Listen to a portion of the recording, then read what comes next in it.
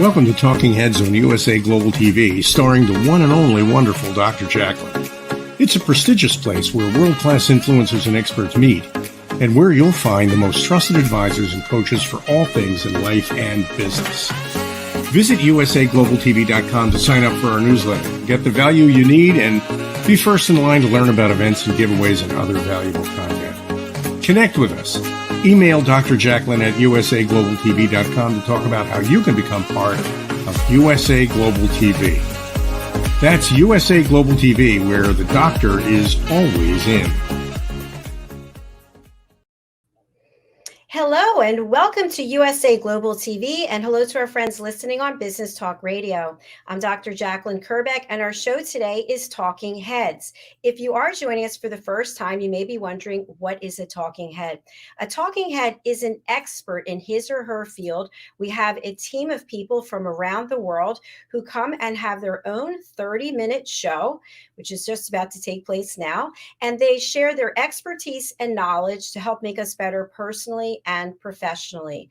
Our expert presenter talking head is Red O'Loughlin. And if you just were watching our show, The Wise Ones, where Red is a TV show host with me, you learned a significant amount about longevity and fasting. Red is just filled with an incredible amount of knowledge. He is a researcher. He is someone who supports first-time authors getting their books out there, and he is an expert in longevity. Let's welcome him to the show and find out what he's going to be presenting on today. Hello, Red. Thank you so very much, Dr. JACALYN. Again, I appreciate your kind words. But today we're going to talk about the next step in how to write and publish your book for free. And by Fantastic. Free, we mean no money out of your pocket. Yes, your time, but no hard cash outlaid for anything. Now that may sound almost like an impossible goal, but it's not. And that's what we're going over in these series of presentations is how do you do that? You know, last week we did preliminary thoughts before you write your book. And we talked about how you go in and check a whole bunch of things. And so if you haven't caught that particular segment, it's available on USA Global TV in the archives. Just go back there because I'm going to reference today how to do a competitor analysis. And that's what we went last week and did a lot of that kind of information. And we did a walk through the park, so to speak. But today we're going to start with essentially what does an author need to do? What does he have to research to be successful? And I use the term research because there's a lot of information out there. And the first thing that I would start with if I'm looking for something, I want to be successful in anything. What is my goal? I mean, how do I determine success? What is my vision? How do I quantify it? Well, you know, the first thing that jumps to most people's minds is making money, sales, revenues, royalties. Well, how much? You know, $1,000 you're successful, 10,000. I don't know. You got $1 million sellers out there, and depending on how your contracts are structured, you may actually sell a lot of books and not necessarily make a lot of money. Might be being recognized as an authority. You have a book, it's published, and you're an authority in that area. My old mentor, Myron Golden, used to say, read 3 books and you can become an expert. Read 5 books and you can write a book on that subject. And so you're a recognized authority because you've written a book. Maybe you just want to have the simple recognition of being a published author. That's relatively easy to do. That may be success for some people. I publish books for clients, and I have 2 or 3 of them. That's all they want to do is just be able to put on their business card or their website, they're a published author. And then when they're speaking, they're introduced as a published author of that particular topic which they speak about. Sometimes you write a book and all you want to do is inspire and help others. Well, how do you quantify that? You know, are you talking about others meaning in a certain age group, a certain country, a certain demographic? And what does it really mean? You might be improving or impacting their lives. How do you do that? In other words, think about how you want that solved so that it does, in fact, become definable, that you can actually measure it. It might be speaking engagements or locations. Maybe you want to be known as an international speaker, a TED Talk. Maybe you want to speak overseas. I remember speaking in the NATO school over near Oberammergau, Germany. And it was the first time I ever spoke. And I had everybody with the headsets on, they were listening in different languages. And then when somebody else got up there, I could listen to that person talk in their native language of French or German or whatever. So maybe that's one of your goals in life. TV appearances. That might be a very big goal. How many? Just one? A major network, YouTube, your own YouTube channel. Another goal might be author signings. And it doesn't have to be a single goal. It may be multiple. And I'm just giving you things to think about. Author signings. Pre-COVID, there was a lot of author signings go out. Well, with COVID, many small bookstores shut down. With COVID, the restrictions on what you can do with other people disappeared. Awards, New York Times best-selling, Wall Street Journal, USA Today, even just something as simple as Amazon or Kindle.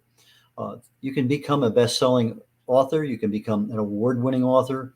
Define what they are, and then go research and find out what are the requirements to get an award such as New York Times, USA Today. What is the criteria? Now you know what you have to do, and now you start structuring yourself to do it. Maybe it might be nothing but just getting out of the job you're in right now and becoming a full-time author. That might be a very simple goal. And then you say, well, I'm making X amount of dollars now, let's say $50,000. I'm making $50,000 now. When my book royalties get up to $50,000, I'm quitting the other job.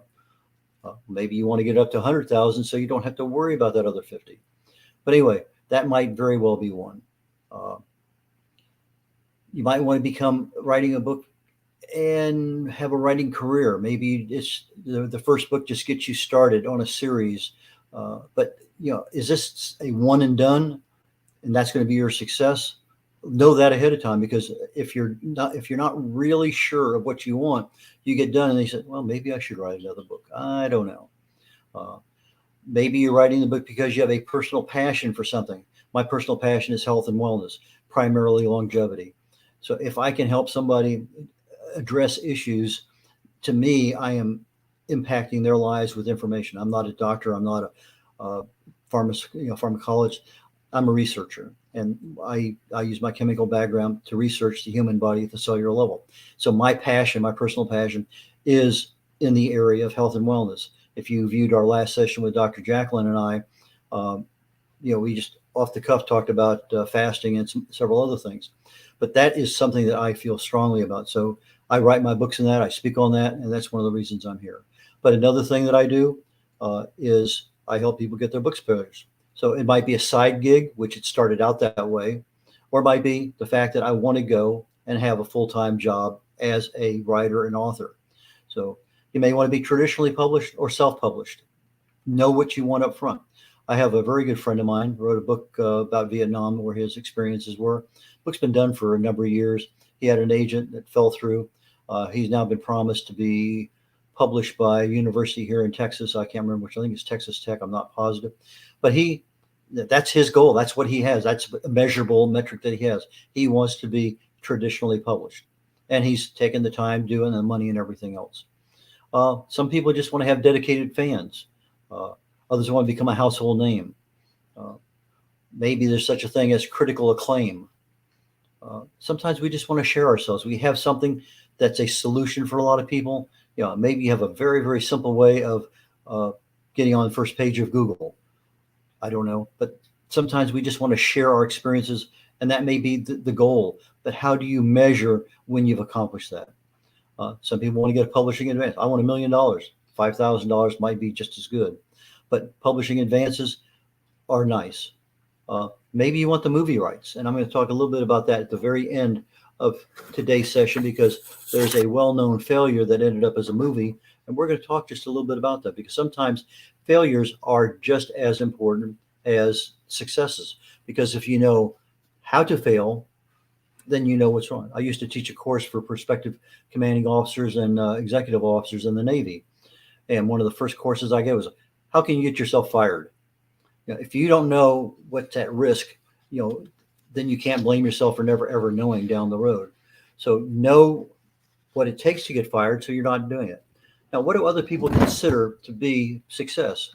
If I look at Stephen Covey, most people know him. He says success is something deeply individual. Well, it is for everyone. Your success, my success is going to be defined differently. Arianna Huffington, she says most people it's power and money, but for her it's well-being, wisdom, and giving. Uh, John Wooden, basketball coach, he says self-satisfaction. Did I do my best? That was his goal. He had 620 wins, so I guess it's a pretty good milestone.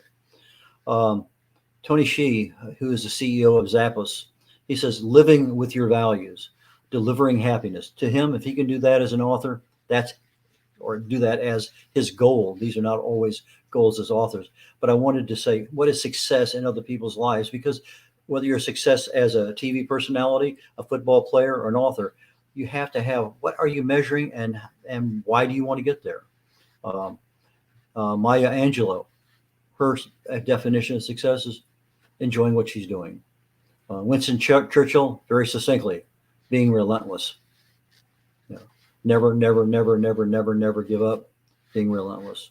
Richard Branson, social engagement, that is his success. How he measures it, I don't know, but he knows that's when he speaks, when he writes, he says social engagement is his success in life. Deepak Chopra, I have a tendency to go along with him. It's constant growth, constant improvement. We're doing things to learn more. I mentioned in an earlier show today, I said, I've written over 40 articles on Alzheimer's. Well, I just wrote another one yesterday because I found something new. There's a lot of stuff out there and it's constantly changing. If we're not reading and keeping up with it, we'll never know. What is success for an author? Generally speaking, about 1,000 copies of your book. If you sell 1,000 copies, most of the time you're going to be considered successful. How many authors actually meet that level? 0.0025% of all the authors actually sell 1,000 books. Most never sell over 100. James Patterson has sold 350 million. His Alex Cross is probably his most well-known character. Maybe you just want to have an author brand, name recognition. Oprah. You may not know what books she's written, but you know that she's an author and has written some. And maybe that's your success. People want to know you by, me, I'm Red. I brand myself as Red O'Laughlin.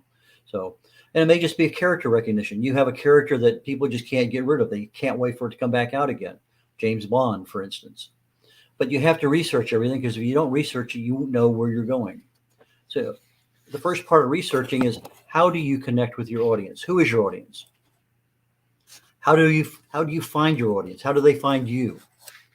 Is your marketing and advertising effective to that demographic? Are you using the right social media at the right time? If you're engaged with, like, my demographic are baby boomers, primarily women over 55, and baby boomers in general.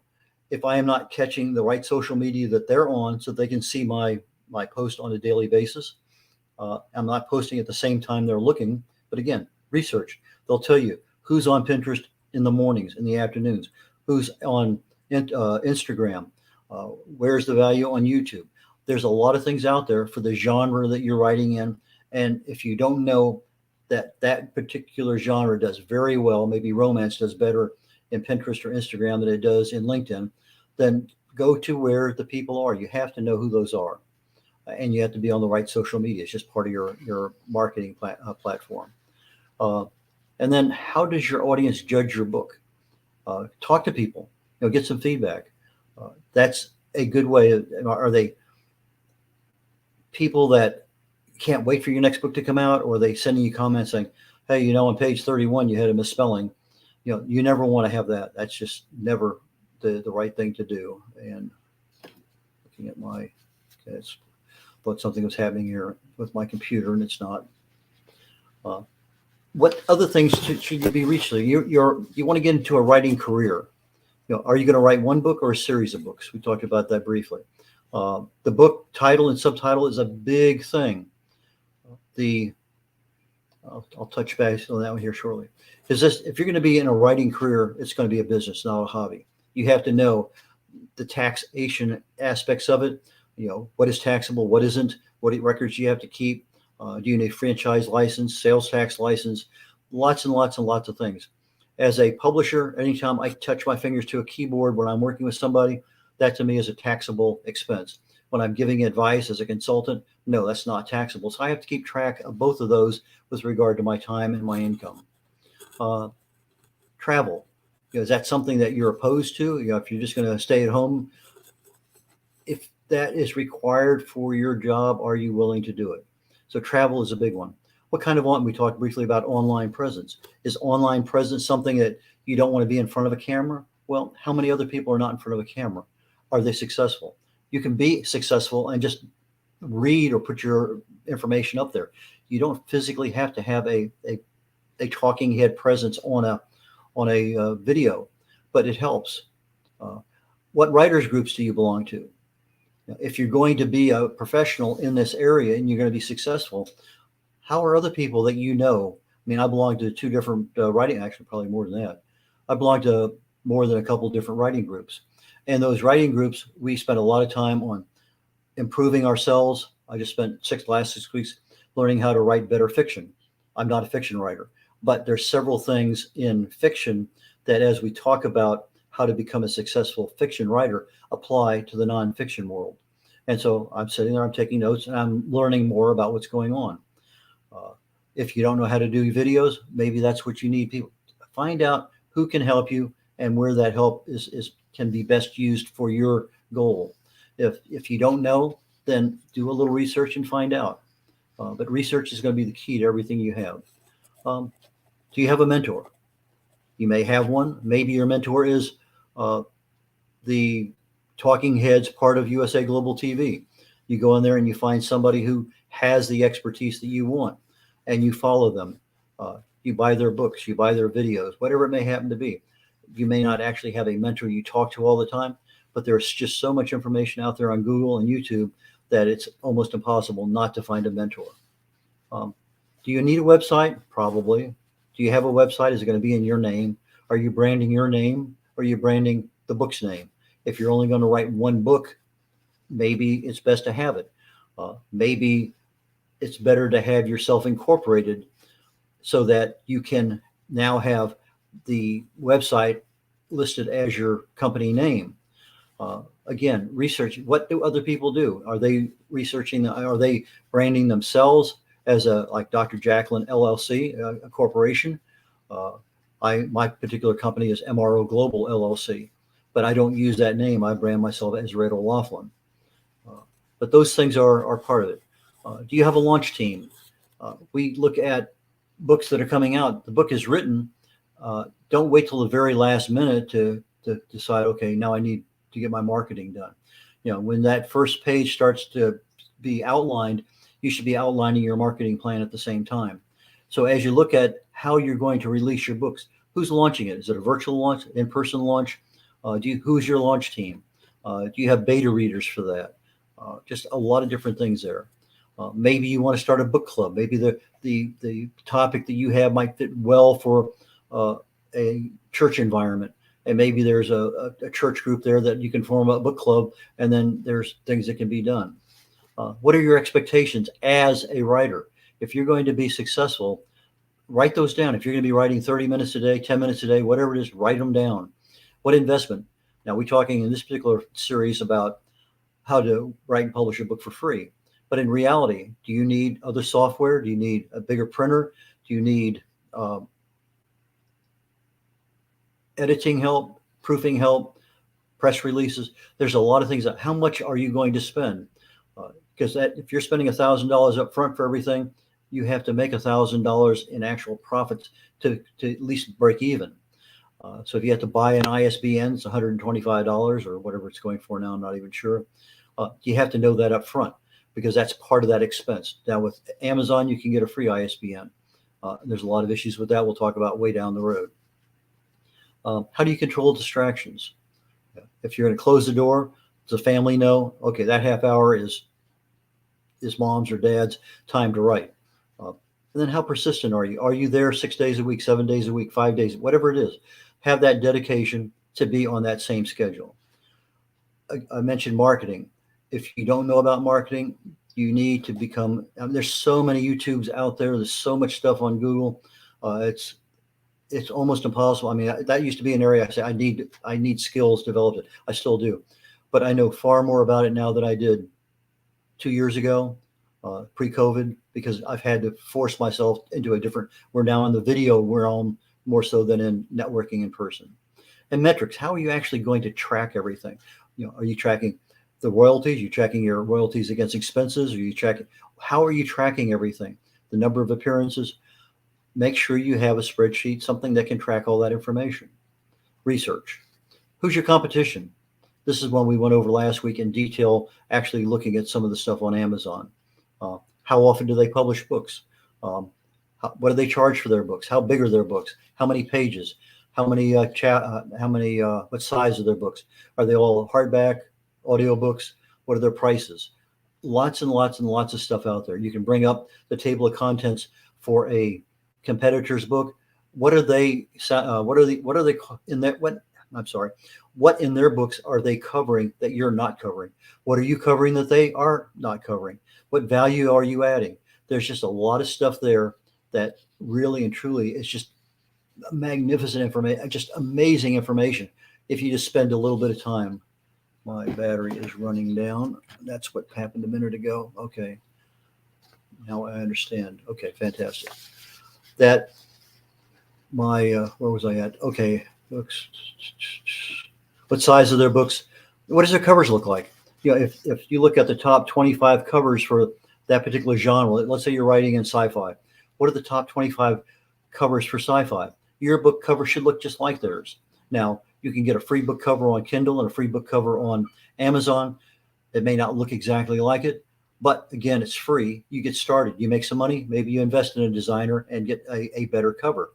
But at least be aware of what's there so that if there's a text-only cover out there, maybe your colors should look very similar to it. You cannot copyright book titles. So if you find a book that you really like, copyright it, steal shamelessly, because there's no law preventing it. But realize that if you're going to be doing something using another very well-known book title, you better be offering some value out there, because people may find you and then you may get a reputation for not being that good. How does your competition use their social media, their marketing, their advertising? Do you see them pop up on Facebook with ads? How are they doing their stuff? And that's what you need to emulate. If they're successful, chances are you'll be successful. I mean, in your research, you might take a look at how your writing is. How well do you distill complex thoughts? How clear is your language? That's something we're going to talk a little bit about down the road. But for right now, that's not as critical as really knowing in advance what you're writing, what value you're offering, how you're going to get to your audience, and what do they think about it.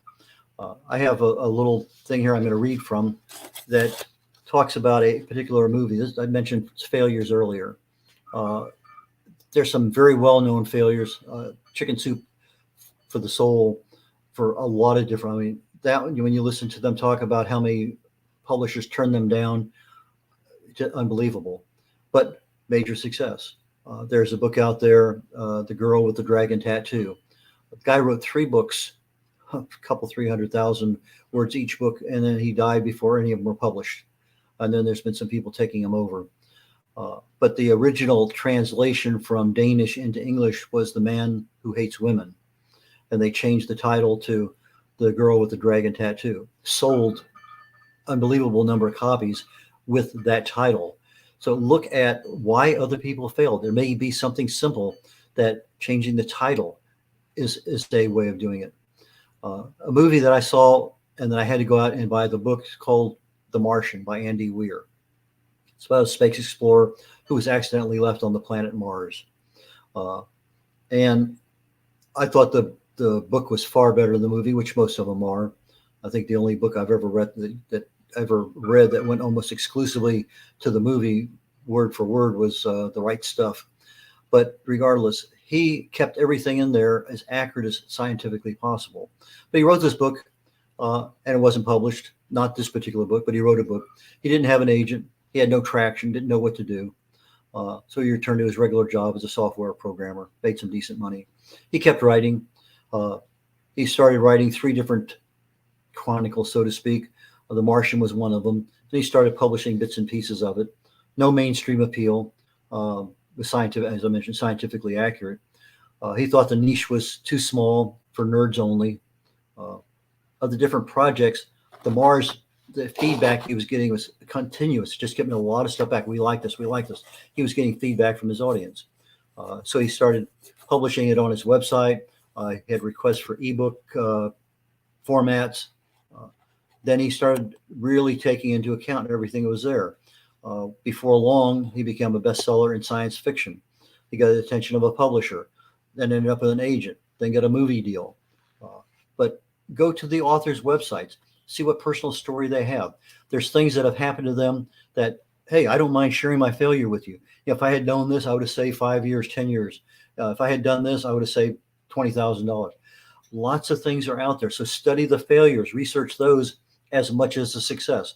But if you're going to be success as an author, define what success means to you. That is the number one critical thing. If you know what you're going and you can measure it, that's fine. It's not like Alice in Wonderland when she's approaching the Cheshire cat. She wants to go somewhere, and the Cheshire cat says, if you don't know where you're going, any road will get you there. Well, in writing, you're not going to get there because not any road will get you there except a lot of frustration and heartache. But for today, I'm concluding, and let's see, next week, what are we talking about? Titles and more. We'll figure out what authors do with titles and whatever the topic of more is. And Dr. JACALYN, I'm turning it back over to you. Thank you, Red. Wow, that statistic was really surprising to me. I mean, I know as a new author with one book out that I certainly wasn't going to be able to stop working. That's for sure. But I'm surprised how many authors actually sell over 100 copies of their books. In fact, I was looking it up as you were speaking, and spot on. It's just, it's amazing. So why is it that people continue to put content out there? It's just in their blood, I guess. Or as you mentioned, credibility. There's a number of reasons. Some people just absolutely love to write. I know for me, I didn't do it to get rich. I did it because I felt like I had a book inside me and it wanted to get out. So, well, a lot of people have books inside them. 80% of Americans at some point in time in their life have thought about writing a book, but less than 2% actually get that book written and published. And so it's one of those things. It's too hard. I don't have time. Whatever excuse it is, the passion isn't there. A lot of times you may have, this book should really be 7 books. You don't need a 900-page book covering this particular topic. I just finished with a gentleman, and we started out with over 800 pages, and we cut it almost in half. But it depends on what do you want to accomplish with your book. If you're just sharing an experience, then share it. And maybe you don't need to make money on it. Maybe you just give away a free ebook to anybody who's asking for it, or a free PDF. It doesn't have to mean you're actually making money off it. Maybe you just want the recognition. So those are things that you have to take into account. You can start writing the book, yes, but if you're writing and you don't know what road you're going down, maybe you may not be on the fastest road to get to your success. Brilliant. We also have some comments from our long lost friend of the platform, Hyatt Ives. He writes, "Hello, Red. Thank you for publishing both of my books." And he also writes, "Ready to go with volume 2 of That Ain't Not Right." And finally, great info, great guidelines. Great. Thank you, Hyatt. I really appreciate those kind words. Thank you, Hyatt. I also want to let our audience know as we conclude this episode that we have a special program that is going to be directly related to Talking Heads. It's called the Talking Heads Panel, and we have 5 of our experts here from Talking Heads who will be a part of this program. And the program is going to be really unique for us here on this platform. We haven't done anything like this as of yet, but April 12th is our first episode. It starts at 4 p.m. Eastern time, which is 3 p.m. Central time, and so on and so forth. You can figure it out. And we will have our Talking Heads meeting for the first time on this platform. And right before we start, I will be giving you a controversial topic, and look out. So I can't wait to see Red, Alcini, Roland Friedel, Diane Floyd-Bame, who can't make it in April, but she'll be on the rest of the shows, Mariska Duprier, and we have a special guest who's guaranteed to stir the pot, and that's Dr. David Shine. So I'm really looking forward to this, Red. I am likewise, very much so. So stay tuned for that. I'll be posting that soon. And Red, for people who want to get in touch with you, I'm going to also post your email address, but what's the best way and how should people reach you? The best way to reach me is through email. I have a website called redolaflin.com, red like the color, R-E-D, Olaflin, Olauglin, Olauglin, redolaflin.com. So red@redolaflin.com will get to me, or red.olaflin@gmail.com. And I check the Gmail quite often. All right, fantastic. Thank you so much for sharing that. I love these lessons. You provided so much information that is going to help a number of people. For myself, and I work with you all the time. I'm sure you're sick of me at this point, but I just learned a whole bunch of new information. So I hope people had their keys typing or they were writing down. If you missed any of it, go over to our YouTube channel, which is USA Global TV, and you can watch all of our shows there. They're organized in playlists. You can also watch on our website, which is usaglobaltv.com. All right. Thank you, Red. See you next week. Well, actually, see you before then, but happy birthday for Saturday. Thank you. I appreciate it. All right. I'll see you soon. Great job today. Bye now. Bye. Well, folks, that concludes our shows for today. We will be back tomorrow. I think we have 8 or 9 shows. We do broadcast Monday through Friday, and we have 21 shows this week. All of the shows have different content. So I hope that you will, again, go over to our channel or our website and do follow our team. We've got 3 teams of people here. We've got co-hosts, we've got talking heads, and we've got elevated listeners. And everyone is identified on the website. Meet our team. And these people are just so filled with knowledge and expertise, and they're all heart-centric. So I encourage you to get to know them, reach out to them, collaborate with them, and just see where it goes from there. I know it's going to be a great experience. All right. Thank you again. We will see you back here tomorrow. God bless you. And please be kind to yourself and to others.